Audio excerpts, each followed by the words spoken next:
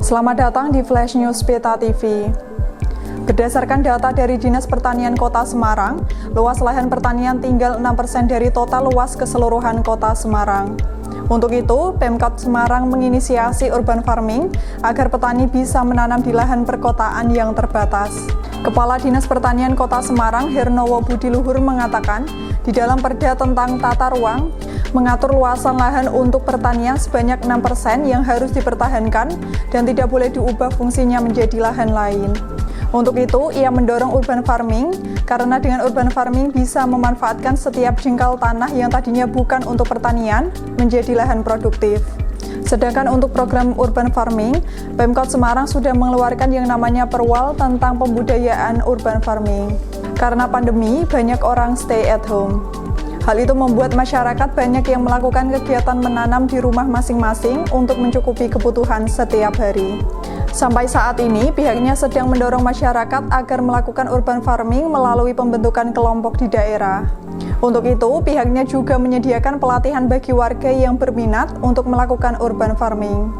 Sebenarnya tidak melulu urban farming, karena begini, dari 373 km persegi luas Kota Semarang, 23 km perseginya masih ada lahan pertaniannya, atau sekitar 6%-nya masih lahan pertanian.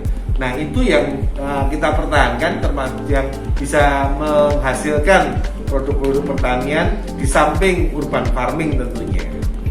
Kalau Bapak lihat itu sekarang semakin menyusut atau masih tetap itu lahan? Kalau lahan pertaniannya karena itu ketentuan yang harus dipertahankan, ya harus kita pertahankan betul. Jadi di Perda tentang tata ruang yang 6% itu memang betul-betul dipertahankan, tidak boleh diubah fungsinya menjadi lahan yang lain.